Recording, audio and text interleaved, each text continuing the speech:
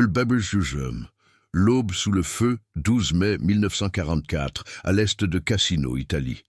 Le soleil se lève à peine sur les collines escarpées, baignant les ruines antiques d'une lumière orangée et impitoyable. Vous sentez l'air chargé d'humidité, imprégné de l'odeur âcre de la terre remuée et de la poudre brûlée. Au loin, le grondement sourd des canons alliés résonne comme un tonnerre distant, ponctué par les cris étouffés des corbeaux qui survolent les champs de bataille. Dans le ventre exigu d'un char Sherman M4, le sergent Henri Duval serre les commandes, ses mains gantées glissant sur le métal froid. À ses côtés, le chargeur, le jeune caporal Pierre Laurent, essuie la sueur de son front, tandis que le tireur, le vétéran Louis Moreau, ajuste la mire du canon de 75 mm, les yeux plissés contre la poussière qui s'infiltre par les écoutilles. Le char, surnommé l'Indomptable par son équipage, vrombit doucement, son moteur Wright Air 975 ronronnant comme un fauve en cage. Ils font partie de la première division blindée française libre, rattachée à la 5e armée américaine sous le commandement du général Mark Clark. La ligne gothique, cette barrière fortifiée allemande, s'étend devant eux comme une plaie ouverte sur le paysage. Duval, un Alsacien de 32 ans, aux épaules larges et au regard hanté par les combats de Bir Hakeim, murmure une prière silencieuse. « On y va, les gars. Pas de folie aujourd'hui. » Mais au fond de lui, il sait que la guerre ne laisse pas de place aux prières. Soudain, un crépitement de mitrailleuse déchire le silence. C'est le signal. Les Allemands, embusqués dans les oliveraies calcinées, ouvrent le feu.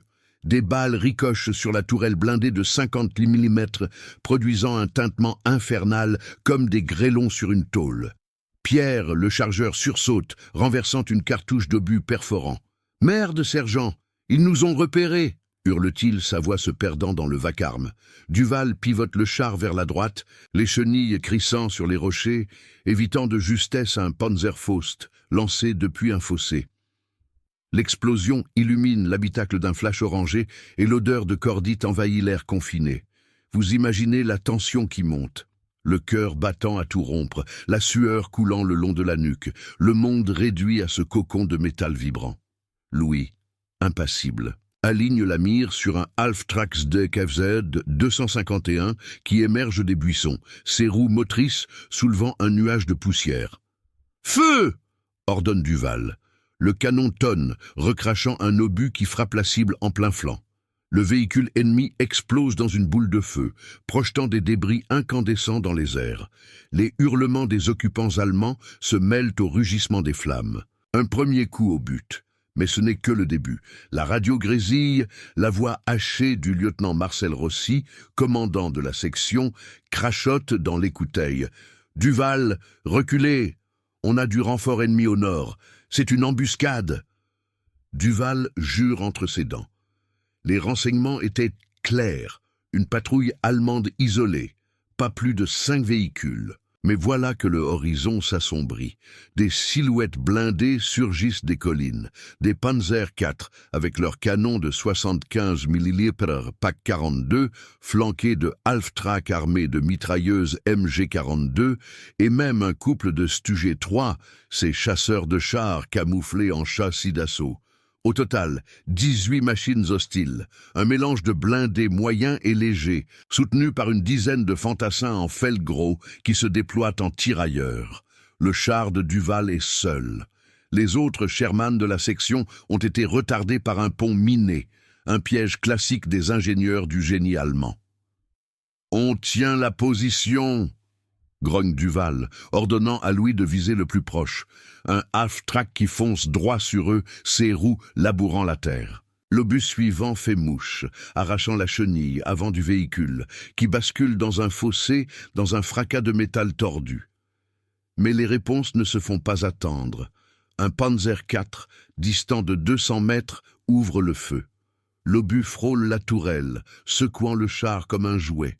Pierre hurle de douleur. Un éclat a traversé une fissure, entaillant son bras. Le sang goutte sur les munitions, mais il continue à charger, les dents serrées. Imaginez-vous là, coincé dans cette boîte de conserve roulante, le monde extérieur un chaos de fumée et de feu. Duval manœuvre avec précision, utilisant les ruines d'un ancien temple comme couverture. Les chenilles patinent sur les gravats, et l'indomptable pivote pour exposer son flanc le moins vulnérable. « Chargez un obus fumigène !» crie-t-il. Pierre obéit, et un nuage blanc s'élève, masquant leur position aux yeux des Allemands. Dans ce bref répit, Duval scrute la carte froissée sur ses genoux. La route vers Cassino est bloquée, mais s'il perce cette ligne, il pourrait rejoindre les forces britanniques de la 8e armée. Les tirs s'intensifient. Une salve de mortiers Nebelwerfer s'abattent à proximité, soulevant des geysers de terre qui bombardent le blindage. Louis abat un second half-track, le canon crachant la mort avec une régularité méthodique. Les flammes lèchent le ciel, et les cris des blessés ennemis percent le tumulte. Mais les nombres jouent contre eux. Un Stugé 3, tapi derrière un muret, vise avec précision. Son obus de 61 mm frappe la chenille gauche de l'indomptable, arrachant des boulons dans un jet d'étincelles. Le char tangue, immobilisé un instant. « On est touché! Réparez ça, Pierre !» Duval bondit sur les leviers, forçant le moteur à hurler pour avancer à cloche-pied. Au milieu du chaos, un espoir fugace, la radio capte un signal faible. Ici, le commandement, Duval, tenez bon. Les Mustangs P-51 arrivent dans 10 minutes. 10 minutes, une éternité sous ce déluge. Les Allemands resserrent l'étau, leur véhicule formant un arc de cercle mortel. Duval, le visage noirci de suie, échange un regard avec ses hommes. Le doute s'insinue. Un seul char contre 18, personne n'y croirait. Pourtant, ils chargent un nouvel obus, prêts à défier l'impossible. Si vous aimez ces récits intenses de la Seconde Guerre, abonnez-vous au canal pour ne rien manquer. Mais l'aube n'est pas terminée, et le feu ne fait que commencer à consumer les collines. La riposte dans les ruines. Le char. L'indomptable gitait comme un animal blessé au milieu des décombres d'un temple romain effondré, ses chenilles déchirées crachant de la fumée noire qui s'élevait en volutes paresseuses vers le ciel laiteux. Vous entendez le tic-tac infernal du métal en train de refroidir, mêlé au bourdonnement incessant des mouches attirées par l'odeur de caoutchouc brûlé et de sang frais. Henri Duval, le sergent, essuyait la sueur de ses yeux d'un revers de manche, son uniforme kaki trempé collant à sa peau comme une seconde couche de tourment. À l'intérieur de l'habitacle étouffant, l'air était un mélange toxique de diesel, de sueur et de peur palpable. Pierre Laurent, le chargeur, serrait son bras entaillé avec une bande improvisée, du sang suintant entre ses doigts, mais ses yeux brûlaient d'une détermination farouche. « Je m'en occupe, sergent », grogna-t-il, rampant vers l'écoutille inférieure pour inspecter la chenille endommagée. Dehors, le monde était un cauchemar en mouvement. Les 18 véhicules allemands, un mélange sinistre de Panzer IV OSF. H avec leurs longs tubes de 75 mm KWK-40, de Half-Track Sud KFZ, 250 armées de canons de 20 000 Flak 38 et de ces maudits Stugé 3 OSF. J'ai camouflé en vert olive, formaient un semi-cercle impitoyable. Leurs moteurs diesel Maybach vrombissant comme une meute affamée. Les fantassins de la Wehrmacht, des grenadiers Panzer en casque Stahlhelm, se déployaient derrière des murets effrités, leurs MP40, crachant des rafales courtes qui soulevaient des nuages de poussière autour du Sherman.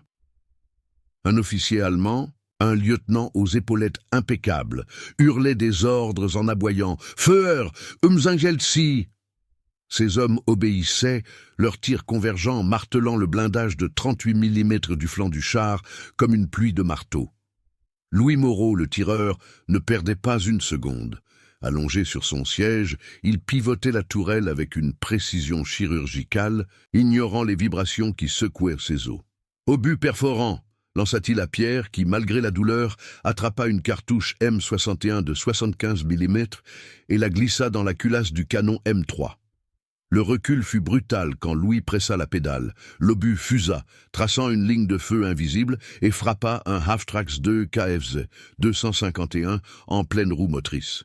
L'explosion fut spectaculaire. Le véhicule se cabra, ses réservoirs d'essence s'embrasant dans une gerbe de flammes orangées qui illumina les visages terrifiés des servants allemands.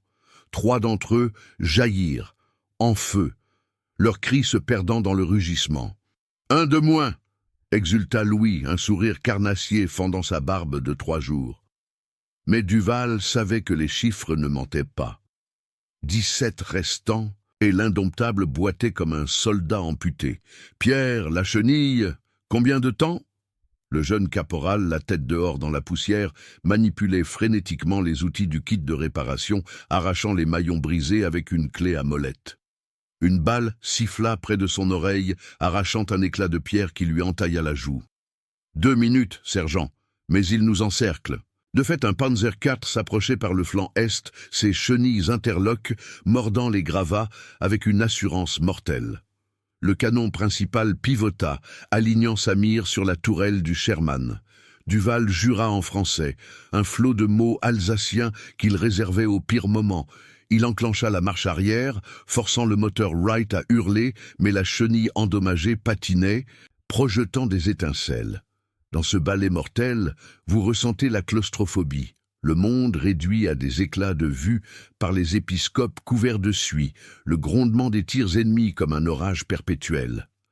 La radio crachota à nouveau, la voix de Rossi filtrant à travers les interférences. « Duval, les Mustangs sont en route, mais le brouillard matinal les retarde. 5 minutes de plus. »« Tenez ! 5 minutes !» Duval ricana amèrement, contre un Stu G3 qui rampait maintenant à 100 mètres, son canon casemate de 75 mm Stuka 40 pointé comme un doigt accusateur. L'obus ennemi s'abattit, frappant le glacis frontal du Sherman dans un choc assourdissant. L'impact fit trembler l'habitacle. Des éclats traversèrent une plaque fissurée et un shrapnel érafla l'épaule de Louis. « Je suis bon !» grogna le vétéran rechargeant sans un mot de plainte. Pierre remonta enfin, couvert de graisse et de terre. « C'est rafistolé, mais on ne tiendra pas longtemps. » Duval hocha la tête, pivotant le char vers les ruines pour un abri précaire. Les oliviers noircis offraient une couverture sporadique, leurs branches tordues comme des doigts suppliants.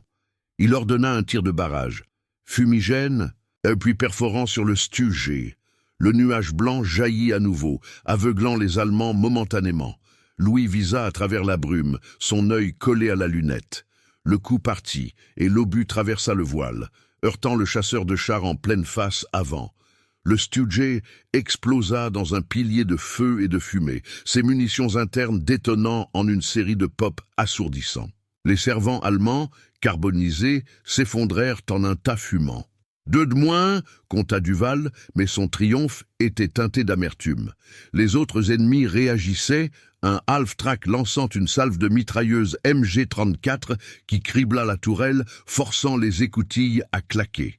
Les fantassins allemands profitaient du chaos, rampant vers le char avec des Panzerfaust 60 chargés. L'un d'eux, un jeune sous-off à la moustache fine, visa depuis un fossé, et le tube anti-char cracha son obus creux. L'explosion secoua l'indomptable par le côté, déchirant une antenne radio et envoyant des vibrations qui firent sauter une vis dans l'habitacle. Pierre hurla, une côte fêlée par le choc, mais il rampa pour charger le prochain obus. Duval, sentant le désespoir poindre, murmura « On ne lâche pas, les gars, pour la France ». Ses mains tremblaient sur les leviers, mais il manœuvra, écrasant un buisson où se cachait un tireur solitaire. Le craquement des os sous les chenilles fut un son sinistre, vite noyé par le feu nourri. Le soleil montait maintenant, dissipant le brouillard, révélant la horde ennemie dans toute sa laideur. Un Panzer IV, flanqué de 2 half-track, chargeait en ligne droite, leurs canons tonnant en chœur. Un obus frôla la tourelle, arrachant un bout de blindage. Un autre toucha le sol devant, projetant une gerbe de terre qui aveugla temporairement Louis. « Merde, je ne vois rien !» Pierre, ignorant sa douleur, essuya la vitre de l'épiscope avec sa manche ensanglantée. Dans ce bref instant de vulnérabilité, Duval prit une décision risquée. Il avança droit sur le Panzer le plus proche, utilisant la masse du Sherman comme bélier. Les chenilles labourèrent la pente, et l'indomptable percuta le flanc du blindé allemand dans un choc titanesque de métal contre métal. Le Panzer vacilla, son canon déviant, et Louis en profita pour un tir à bout portant. L'obus perfora la chenille ennemie, immobilisant la bête de 25 tonnes. Mais le prix était lourd. La collision avait aggravé la réparation de Pierre. La chenille du Sherman grinçait maintenant, menaçant de rompre à tout moment. Les tirs allemands redoublaient, un Nebelwerfer distant hurlant ses roquettes « Screaming Mimi » qui s'abattirent en un rideau de feu à proximité. L'une explosa à 10 mètres, secouant le char et faisant voler des fragments de pierre qui martelèrent le toit comme une grêle mortelle. Duval saignait d'une coupure au front, le sang coulant dans ses yeux, mais il refusait de céder. La radio grésilla une dernière fois. « Duval, 3 minutes, les P-51 perçant les nuages. » 3 minutes. Les Allemands, sentant la proie affaiblie, resserraient leur cercle, leur moteur rugissant en un chœur menaçant. 4 véhicules abattus, mais 14 restants. L'indomptable tenait, mais pour combien de temps encore? Le feu des collines s'intensifiait, et avec lui, l'incertitude d'un miracle suspendu dans le ciel. Le soleil de midi implacable dardait ses rayons à travers la poussière en suspension, transformant les ruines en un four de pierre et de métal surchauffé. Vous sentez la chaleur qui irradie du blindage de l'indomptable, comme si le char lui-même respirait la rage du combat. Son moteur Wright R975 tout sautant sous l'effort, exhalant des nuages d'échappement qui piquent les yeux et la gorge. Henri Duval, le visage strié de sang et de suie, agrippait les leviers de commande avec une poigne de fer, ses jointures blanchies par la tension. À ses côtés, Pierre Laurent, pâle comme un linceul malgré la fièvre de l'adrénaline, rechargeait frénétiquement les obus M72 perforants, ses mouvements saccadés trahissant la douleur lancinante de sa côte fêlée. Louis Moreau, le tireur, essuyait le sang de son épaule blessée d'un haussement d'épaule, son regard d'acier fixé sur la mire du canon M3, indifférent aux vibrations qui ébranlaient l'habitacle comme un tremblement de terre continu. Dehors, les 14 véhicules allemands encore en lice formaient une toile d'araignée mortelle, leur silhouette anguleuse se découpant contre les oliveraies incendiées. Un Panzer IV OSF H, avec son blindage frontal renforcé de 80 mm et son canon KWK 40 pointé comme une lance vengeresse, menait la charge, flanqué de 2 SD KFZ 250 Half-Tracks armés de mitrailleuses MG42 qui crachaient un déluge de balles de 7,92 mètres, ricochant sur la tourelle avec un cliquetis infernal. Les Stugé 3 survivants, ces casemates blindés de 23 tonnes au canon Stuka 40 de 75 mm, se positionnaient en appui, leurs servants, des artilleurs de la 15e Panzergrenadier Division, ajustant leurs tirs avec une précision méthodique. Les fantassins, une vingtaine de rescapés en uniforme Feldgros déchiré, rampaient dans les fossés, leurs grenades à main Stylandgranate prêtes à être lancées, tandis que l'officier allemand, le lieutenant Klaus Weber, hurlait depuis son Halftrack « Schließ den Ring, kein Entkommen !» Duval n'hésita pas. « Louis, le Panzer en tête ! Obus perforant, feu à volonté !» Le tireur obéit, pivotant la tourelle de 360 degrés avec un grincement de roulement usé. L'obus fusa dans un éclair, traversant l'air chargé de fumée à plus de 600 mètres par seconde, et frappa le glacis du Panzer IV en un impact sourd. L'explosion interne fit jaillir des flammes par les trappes ouvertes. Le blindé allemand, surnommé Tigerlit par ses servants, se figea dans un soubresaut, ses chenilles immobiles, tandis que des cris étouffés s'échappaient de l'intérieur avant que le réservoir ne détonne en une boule de feu. « 3 de moins !» compta Duval d'une voix rauque, mais le triomphe fut bref. Un Halftrack riposta immédiatement, son canon de 20 mm Flak 38, arrosant la position du Sherman d'une grêle d'obus explosifs qui criblèrent le flanc, arrachant des plaques de blindage et envoyant des éclats qui sifflèrent dans l'habitacle. Pierre hurla en chargeant le prochain obus, une esquille lui entaillant la main, mais il ignora le sang qui gouttait sur les munitions. « Sergent, la chenille tient à peine, on patine !» Duval manœuvra avec l'instinct d'un pilote de chasse, reculant l'indomptable vers un amas de colonnes romaines effondrées, utilisant les débris comme boucliers improvisés. Les chenilles labouraient les gravats, projetant des pierres qui ricochettent comme des balles perdues. Vous imaginez la sueur qui coule en ruisseaux salés, le cœur cognant contre les côtes, le monde extérieur un kaléidoscope de flash et de fumée à travers les épiscopètes couverts de graisse. Un Stu 3, tapis à 200 mètres, visa avec calme et tira. L'obus de 75 mm s'abattit sur le sol devant le char, soulevant un geyser de terre qui aveugla temporairement Louis. « Je ne vois rien, bordel !» grogna-t-il, frottant ses yeux larmoyants. Dans ce chaos, Duval prit une décision qui frôlait la folie. Il ordonna un tir de fumée pour couvrir leur avance. « Pierre, fumigène, on contre-attaque !» Le chargeur glissa l'obus de VP blanc dans la culasse et le canon cracha un nuage épais qui enveloppa les ruines comme un linceul. Profitant de l'aveuglement ennemi, Duval avança. Le Sherman roulant à 20 km/h sur la pente rocailleuse, écrasant un olivier calciné sous ses 28 tonnes. Louis, reprenant ses esprits, aligna un half-track émergeant du voile blanc. Le tir fut précis. L'obus perfora le réservoir d'essence et le véhicule explosa en une gerbe de flammes, projetant 2 grenadiers allemands en l'air, leurs corps inertes retombant comme des poupées brisées. « 4 !» exulta Pierre, sa voix brisée par la fatigue. Mais les Allemands ne capitulèrent pas. Un groupe de fantassins, mené par un sergent à la cicatrice barrant le visage, surgit d'un fossé armé de Panzerfaust 60. Le premier obus anti-char frappa le flanc arrière de l'indomptable, déchirant une conduite de carburant et inondant l'habitacle d'une odeur âcre de diesel. Le char toussa, le moteur hoquetant, mais Duval força les gaz, pivotant pour exposer le canon principal. « Louis, les fantassins, mitrailleuse coaxiale !»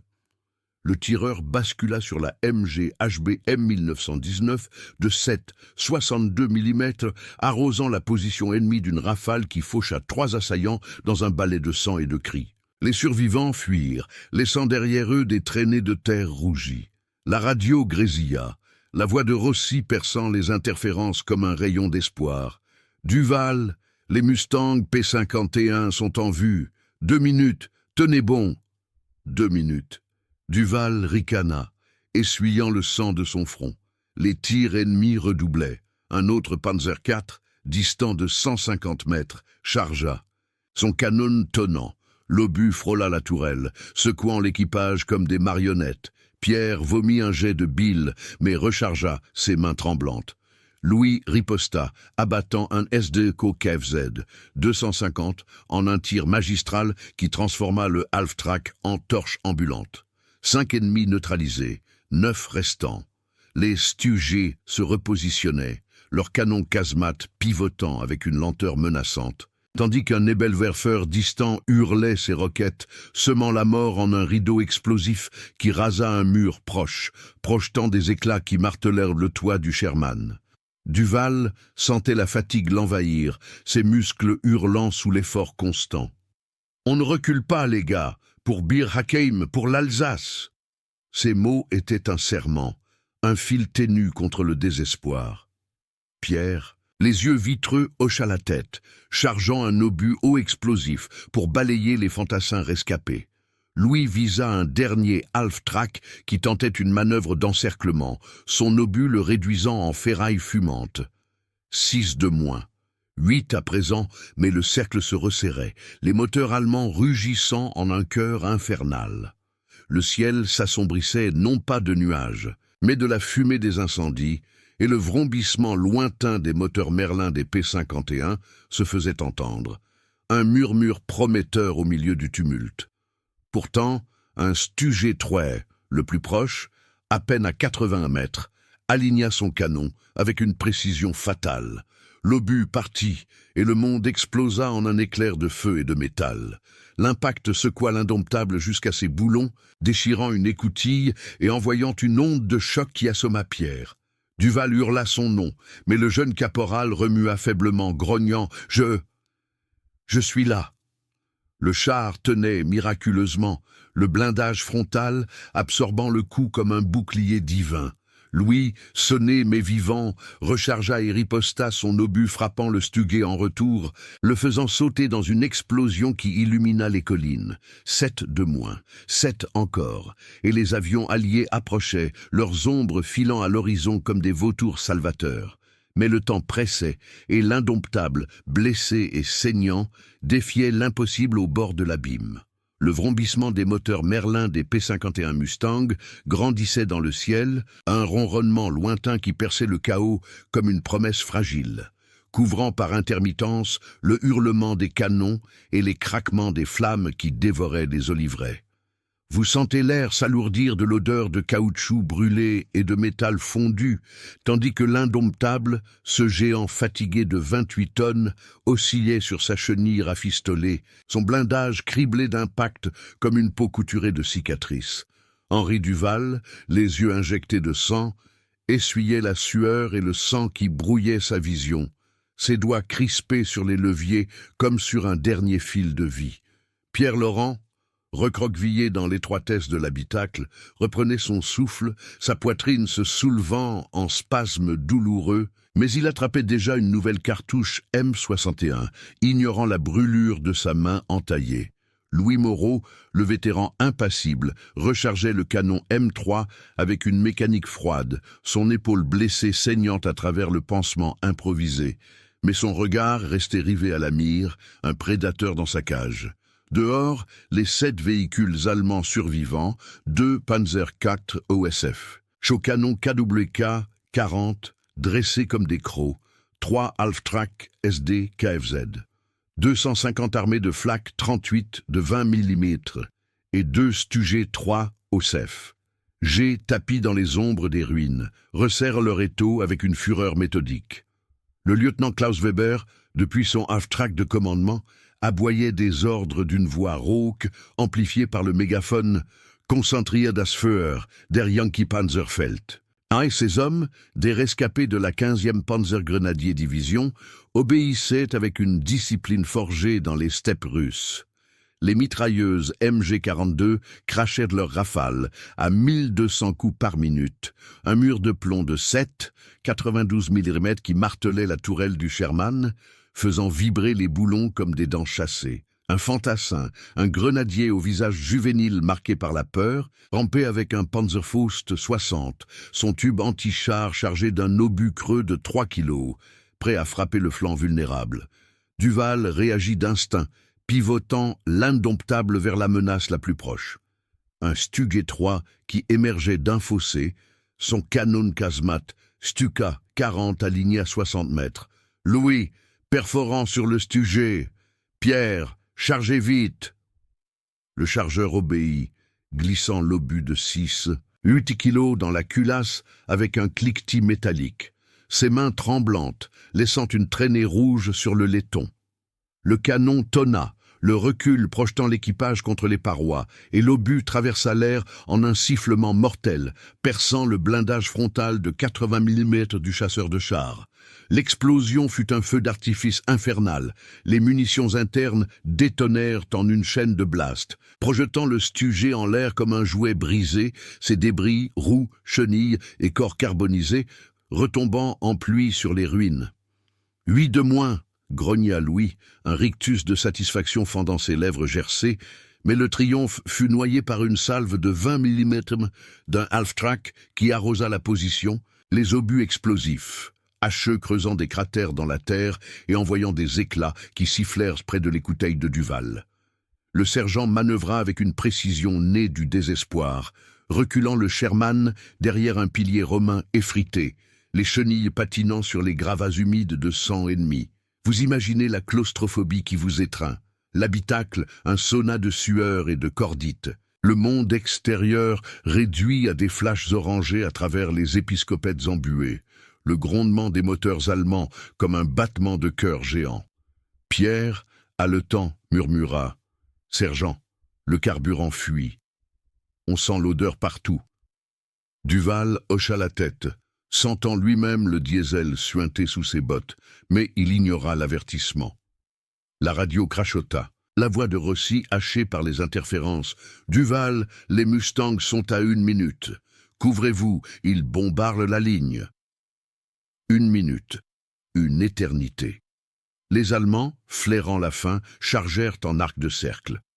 Un Panzer IV, flanqué d'un Half-Track, fonça droit sur l'Indomptable, son canon principal crachant un obus de 65 mm qui frappa le sol à 10 mètres, soulevant un mur de terre et de pierre qui aveugla Louis temporairement. « Merde, je suis sonné !» Le tireur cligna des yeux, mais Pierre, anticipant, cria « Fumigène, sergent !» Duval acquiesça, et l'obus blanc jaillit, enveloppant le char d'un voile opaque qui masqua les assaillants. Profitant du couvert, Duval avança à l'aveugle, écrasant un buisson où se terraient 2 fantassins. Leurs cris étouffés se perdirent sous les chenilles, un craquement sinistre comme des branches sèches. Louis, reprenant ses esprits, pivota la tourelle à travers la brume et tira sur le half-track le plus proche. L'obus perforant le prit en enfilade, traversant le compartiment moteur et faisant exploser le réservoir Maybach HL-42 en une boule de feu qui illumina le nuage de fumée. 9 de moins. Les servants allemands jaillirent en flammes, leurs hurlements se mêlant au rugissement des flammes. Mais le Panzer IV riposta sans pitié, son KWK-40 tenant à bout portant.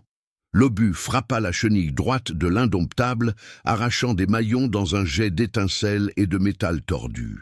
Le char bascula sur le côté, immobilisé comme un animal piégé, le moteur hurlant en vain. Pierre hurla de douleur alors qu'un éclat traversait une plaque fissurée, lui entaillant la jambe. Du sang chaud inonda le plancher, glissant sous les obus. « Je peux encore charger !» balbutia-t-il, rampant pour attraper une cartouche malgré les larmes de souffrance.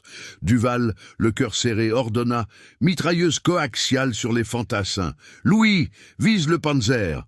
Le tireur obéit. La MG-HB M1919, crachant une rafale de 7,62 mm qui faucha un groupe de grenadiers approchant avec des steel hand grenades. Leurs corps s'effondrant en un tas désarticulé, les grenades roulant inutiles dans la poussière. Le lieutenant Weber, furieux, dirigea ses 2 Stug restant pour un tir croisé. Leurs canons Stuka-40 pivotèrent en unison et les obus partirent en duo. L'un manquant de peu la tourelle, l'autre frappant le flanc avec un choc qui fit gémir le blindage comme un cri.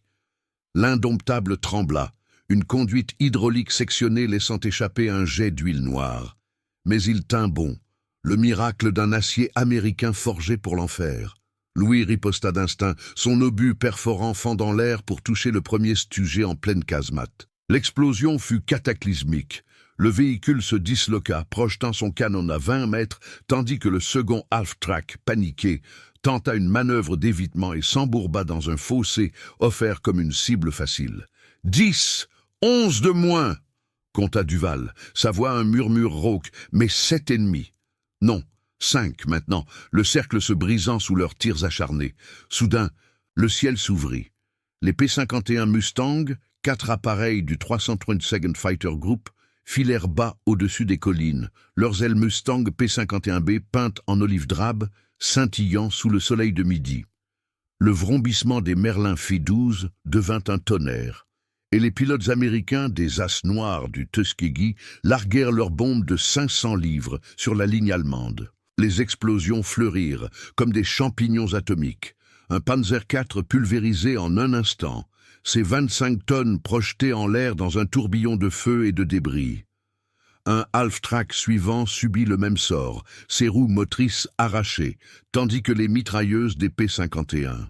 50 cales arrosaient les survivants d'un déluge de plomb. Weber hurla un ordre de retraite, mais il était trop tard. Un Mustang piqua sur son véhicule, les balles traçantes le transformant en passoire fumante. Duval, protégeant ses yeux du flash des bombes, sentit un soulagement poindre au milieu de la poussière soulevée. Pierre, affaibli, sourit faiblement. « Ils arrivent, sergent. » On a tenu. Mais 5 ennemis rescapés, un Panzer, un Stug et 3 half-track, fuyaient en désordre vers les collines, leurs moteurs hurlant en une fuite paniquée. L'indomptable, boiteux et fumant, ne pouvait les poursuivre, son carburant s'épuisant en flaques noires. Louis visa un dernier half-track en fuite, son obus le clouant au sol dans une explosion finale. 12 de moins. 4 restants disparaissant dans la fumée, mais la bataille penchait. Les P-51 repassèrent, et couvrant le Sherman d'une ombre protectrice, leur pilote saluant d'un roulis d'ailes. Pourtant, au milieu de la victoire naissante, Duval scruta l'horizon. Les Allemands battaient en retraite, mais des renforts ennemis, des silhouettes lointaines de Tigers lourds émergèrent des vallées. L'indomptable avait défié les Ods, mais la guerre, impitoyable, n'offrait pas de répit. Le feu des collines s'apaisait, laissant place à un silence hanté par les échos des morts. Et le sergent murmura « On n'est pas encore sorti ». Le silence relatif qui suivit les passes des P-51 Mustang n'était qu'une illusion. Un répit volé au milieu des craquements persistants des incendies qui rongeaient les oliveraies noircies. Vous entendez encore les échos des moteurs Merlin s'estompant vers l'est, laissant derrière eux un ciel zébré de traînées de fumée et de débris incandescents qui pleuvaient comme une averse de braise. L'indomptable, ce colosse blessé de 28 tonnes, gisait à moitié incliné sur sa chenille droite arrachée, son blindage frontal de 50 mm, marqué de sillons noirs, où les obus allemands avaient mordu sans percer. Henri Duval, le sergent alsacien, haletait contre le dossier de son siège, le sang de sa coupure au front séché en croûte sur sa peau, tandis que l'odeur âcre du diesel fuyant envahissait l'habitacle comme un poison lent. Pierre Laurent, le chargeur, gémissait doucement, sa jambe entaillée bandée à la va-vite avec un lambeau d'uniforme, du sang poisseux collant à ses bottes, il serrait les dents, forçant ses doigts tremblants à palper les munitions restantes, à peine une demi-douzaine d'obus perforants M61. Louis Moreau, le tireur, essuyait la lunette de son canon M3 d'un chiffon graisseux, son épaule blessée pulsant au rythme de son cœur, mais ses yeux, froids comme l'acier, scrutaient l'horizon à travers l'épiscope fêlé. Dehors, les 4 véhicules allemands rescapés, un Panzer IV OSF, H boiteux avec son KWK 40 tordu, un Stu G3 OSF, G camouflé de boue et de feuilles, et 2 half-track SD KFZ. 250, aux roues motrices fumantes, fuyaient en zigzag vers les collines escarpées à l'est, leur moteur Maybach HL 120 rugissant en une cavalcade désordonnée. Le lieutenant Klaus Weber, miraculeusement vivant dans son half-track criblé de balles, crachait des ordres hachés. « Rückzug, melden an die Kompanie, der Franzose ist allein !» Ces hommes, des ombres épuisées de la 15e Panzergrenadier Division, jetaient des regards terrifiés par-dessus leurs épaules. Leurs uniformes feldgros déchirés, tachés de sueur et de sang. Mais la victoire était précaire. Duval le savait, scrutant la carte froissée sur ses genoux. Les renforts allemands, signalés par la radio comme des Tiger lourds de la 1. Panzer-Division émergeait déjà des vallées sombres au nord. Leur silhouette massive, 57 tonnes de blindage et de canons de 90e PCK-36, se découpant contre le soleil de l'après-midi comme des monstres mythiques. « Radio, Pierre, signalez au Mustang qu'on a des Tigers en approche !» ordonna Duval d'une voix éraillée, forçant le moteur Wright R975 à tousser pour un dernier sursaut. Le jeune caporal, pâle et fiévreux, attrapa le combiné du SCR 508, ses doigts glissant sur les boutons, ici l'indomptable. Position compromise. Tigers au nord. Besoin d'appui aérien immédiat. La réponse fut un grésillement statique, puis la voix de Rossi. Duval, les P-51 repassent, mais vous êtes trop exposés. Reculez vers le point de rendez-vous. Les autres Sherman arrivent par le sud. Reculez. Facile à dire. La chenille droite pendait comme un membre mort, et le carburant suintait en flaques iridescentes sous le châssis, risquant une étincelle fatale. Louis pivota la tourelle avec un grincement plaintif, alignant la mire sur le Stugé en fuite, le dernier chasseur de chars allemand qui tentait de couvrir la retraite. « Permission pour un dernier coup, sergent » murmura-t-il, sa voix un filet de détermination. Duval hésita une seconde, pesant le risque, puis hocha la tête. « Feu !» L'obus perforant fusa, traçant une ligne invisible à travers la poussière, et frappa la casemate arrière du Stugé. L'explosion fut modeste mais décisive. Le réservoir auxiliaire s'embrasa, projetant le véhicule dans un tonneau incontrôlé qui le fit basculer dans un fossé, ses servants jaillissant en flammes, leurs cris se perdant dans le vent chaud. 13 de moins, un de plus pour l'équipage français, mais le prix montait. Le recul avait aggravé la fuite de carburant et une odeur de plastique fondu s'éleva de l'intérieur. Les half-track allemands, sentant le danger, accélérèrent, leurs roues motrices labourant la terre rougeâtre, mais l'un d'eux heurta un cratère laissé par une bombe Mustang, s'embourbant dans un nuage de poussière. Weber hurla depuis son véhicule « Hilfe, sieht un Ross !» Ces hommes sautèrent pour tracter exposé, et Pierre, anticipant, cria « Mitrailleuse, Louis !» La MG HB M1919 coaxiale cracha une rafale de 7,62 mm, fauchant 2 grenadiers qui s'affairaient, leurs corps s'effondrant en tas inertes, les styles en granate roulant de leurs mains inertes. Le half-track, paniqué, tenta de forcer l'extraction, mais Louis ajusta son tir. Un obus haut explosif M48 transforma le véhicule en boule de feu, 14 neutralisés. Les survivants fuirent à pied, abandonnant leurs machines en proie aux flammes, leurs silhouettes filant vers les rochers comme des rats. Mais le répit fut bref. Le grondement profond des Tigers se fit entendre, un vrombissement grave qui vibrait dans les eaux, comme le pas d'une armée invisible. 2 Königstiger, ces bêtes de 68 tonnes, avec leur blindage frontal de 150 mm et leur canon PAK-43 de 88 mm, crestaient la colline nord, flanqués d'un Panzer IV supplémentaire, leurs chenilles larges écrasant les oliviers comme des fœtus. Weber, boitant d'un half-track, signalait frénétiquement « Hier, der Feind ist hier, ein Sherman allein !» Les Tigers pivotèrent, leurs tourelles massives grinçant, et le premier obus de 88 mm partit, un sifflement strident qui fit trembler l'air.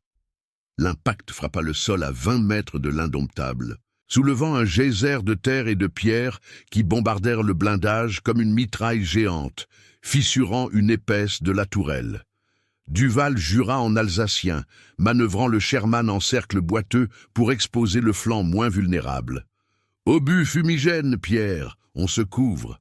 Le chargeur, grimaçant de douleur, glissa l'obus WP dans la culasse. Le canon cracha un nuage blanc dense qui enveloppa le char comme un manteau protecteur, masquant les Tigers aux yeux de leurs servants. Vous sentez la tension monter, le cœur battant la chamade, la sueur coulant en ruisseaux brûlants. L'habitacle, un four où chaque respiration est un effort. Louis, à travers la brume, visa à l'aveugle le Panzer IV qui approchait, son obus perforant le prenant en flanc. L'explosion illumina le voile blanc. 15 de moins, le blindé allemand se disloquant en un chaos de métal tordu, ses munitions détonnant en une série de blasts secondaires qui forcèrent les Tigers à reculer temporairement. La radio hurla « Duval, les renforts alliés sont là. 3 Sherman de la section au sud. » Au loin, le vrombissement familier des moteurs Wright approchait. 3 M4A3 comme l'Indomptable, émergeant des ruines, leurs canons de 65 mm déjà alignés. Mais les Tigers ne capitulaient pas. Le second Königstiger, un monstre surnommé König des Todes par son équipage, chargea à travers la fumée, son 88 mm tonnant à nouveau. L'obus frôla la tourelle de Duval. Arrachant un bout de blindage et envoyant une onde de choc qui assomma Louis, le vétéran s'effondrant contre son siège, du sang coulant de son nez. « Louis, réveille-toi » cria Pierre, secouant son camarade, tandis que Duval forçait le char à pivoter, les chenilles patinant dans la boue. Les Shermans alliés ouvrirent le feu en chœur, leurs obus perforants s'abattant sur les flancs des Tigers. Un impact toucha le premier Königstiger en chenille, l'immobilisant dans un jet d'étincelles, tandis que les mitrailleuses, 50 cales arrosaient les fantassins allemands qui tentaient de couvrir leur retraite. Weber, voyant l'étau se refermer, ordonna une fuite désespérée, son dernier half-track fonçant vers une passe étroite dans les collines. Mais l'Indomptable, malgré ses blessures, tira un dernier obus, 16 de moins, le véhicule allemand explosant en un pilier de feu qui bloqua la route aux Tigers. Les monstres lourds, piégés, pivotèrent pour une contre-attaque, leurs canons de 88 mm cherchant des cibles dans la confusion. Duval, sentant l'arrivée des renforts comme un baume, murmura à ses hommes « On a tenu les gars ». Mais ces saletés de Tigers ne lâcheront pas facilement. Pierre, aidant Louis à se redresser, hocha la tête faiblement, tandis que les canons alliés tonnaient en un barrage nourri. Les collines tremblaient sous les explosions, et au milieu du tumulte, un nouveau vrombissement, plus proche, plus menaçant, signalait que la bataille n'était pas finie. Les renforts allemands se massant pour un assaut final. Les explosions se succédaient en un crescendo assourdissant, les obus des Sherman alliés labourant les flancs des Tigers comme des faux dans un champ de blé mûr. Vous sentez le sol trembler sous les chenilles, un rythme primal qui fait vibrer vos os, tandis que l'air s'emplit d'une puanteur de poudre et de chair brûlée, un voile de fumée âcre qui pique les yeux et étouffe les poumons. L'indomptable, ce fidèle compagnon mutilé, gémissait sous l'effort, son moteur Wright R975 crachotant comme un mourant, le carburant suintant en flaques qui menaçait d'embraser tout l'habitacle. Henri Duval, le sergent, serrait les dents, son visage un masque de suie et de détermination, manœuvrant les leviers d'une main ferme malgré la douleur qui irradiait de son épaule contusionnée. Pierre Laurent, le chargeur, rampait sur le plancher glissant de sang, sa jambe blessée traînant comme un poids mort, mais il attrapait une cartouche M48O explosif, ses doigts engourdis luttant contre la culasse. Louis Moreau, remis de son étourdissement, reprenait la mire du canon M3, du sang séché barrant sa joue, son regard d'acier balayant le chaos à travers l'épiscope fissuré. Dehors, les 3 Sherman de renfort, des M4A3E2 Jumbo, avec leur blindage frontal renforcé de 100 mm et leurs canons de 76 mm, formaient une ligne défensive au sud, leurs tourelles pivotant en un balai synchronisé sous les ordres du lieutenant Marcel Rossi. « Feu à volonté, concentré sur les Tigers !» beuglait-il par radio, sa voix coupant les interférences comme un couteau. Les obus fusaient en salve, perçant l'un des Königstiger au flanc vulnérable de 80 mm. L'explosion fut un cataclysme, le monstre de 68 tonnes se cabrant dans un jet de flammes, son canon PAC 43 de 80 mm déviant dans un dernier spasme avant que les munitions internes ne détonnent en une chaîne infernale. Les servants allemands, des vétérans de la division SS Das Reich, jaillirent des trappes en feu, leurs hurlements noyés par le rugissement, leurs corps s'effondrant en tas carbonisés sur les gravats romains. Le second Tiger, le König des Todd, riposta avec fureur, son 90 mm tonnant comme le jugement dernier. L'obus s'abattit sur un des jumbos alliés, perçant le glacis et transformant l'habitacle en fournaise. Des cris étouffés s'échappèrent avant que le char ne s'immobilise, une colonne de fumée noire s'élevant comme un signal de deuil. Duval jura, pivotant l'indomptable pour flanquer le géant allemand. Louis, le Tiger, obus perforant, vise la chenille. Pierre, grimaçant, chargea l'obus M72 de 76 mm malgré la fièvre qui le rongeait. Le laiton froid contre sa peau brûlante. Le recul fut brutal, projetant l'équipage contre les parois. L'obus frappa la chenille large du Tiger, arrachant des maillons dans un jaillissement d'étincelles, immobilisant la bête qui pivota lentement, son canon cherchant une cible dans la confusion. Le lieutenant Weber, depuis son half-track survivant, hurlait des ordres désespérés « Feuer, zerstör den Sherman führen !» Mais ces 2 derniers véhicules, un SD KFZ 250 et le Panzer IV boiteux, étaient pris en tenaille. Les mitrailleuses MG42 des half-track crachaient vainement, leurs balles de 7,92 mm ricochant sur les blindages alliés, tandis que les Sherman ripostaient avec leurs M1919 coaxiales, fauchant les fantassins allemands qui tentaient une contre-attaque à pied. Un grenadier, un jeune recrue au casque cabossé, lança une Stylandgranate vers l'indomptable. L'engin roula sous le châssis, explosant dans un flash qui secoua les chenilles, mais le blindage inférieur tint, ne faisant que projeter de la terre et des éclats inoffensifs.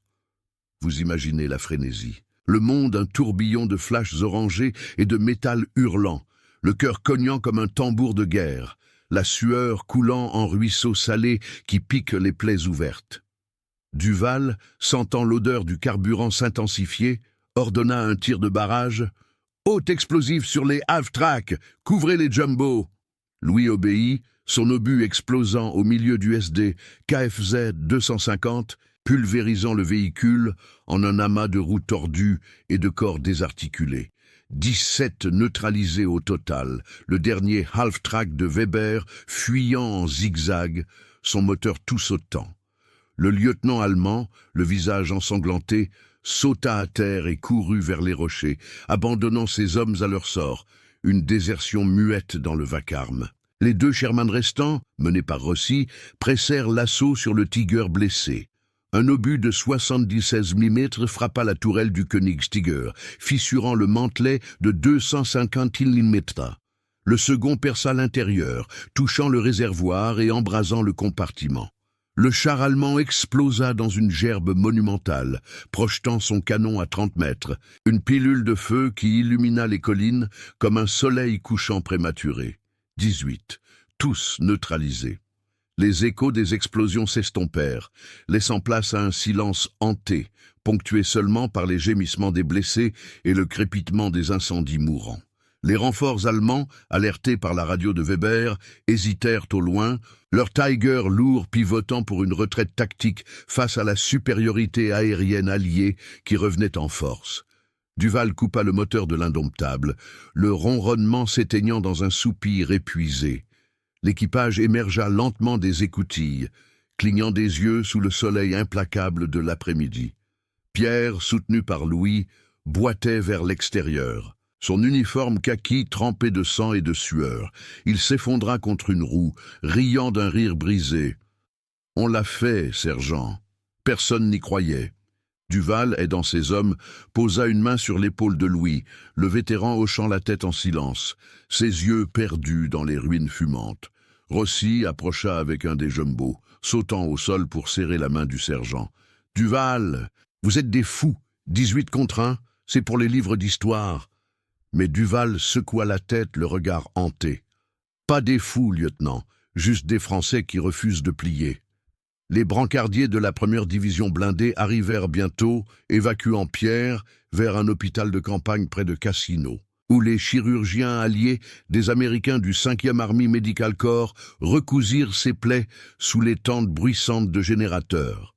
Louis, avec une fracture à l'épaule, fut soigné sur place, refusant les morphines pour rester avec son char. Duval, lui, rapporta l'action au quartier général, sa voix monotone décrivant les détails, les Panzer IV OSF, H, les Stu G3, les Half-Tracks, tous terrassés par la ténacité d'un seul Sherman M4. Les renseignements confirmèrent. L'embuscade avait stoppé une contre-offensive allemande sur la ligne gothique, sauvant la progression de la 5e armée vers Rome.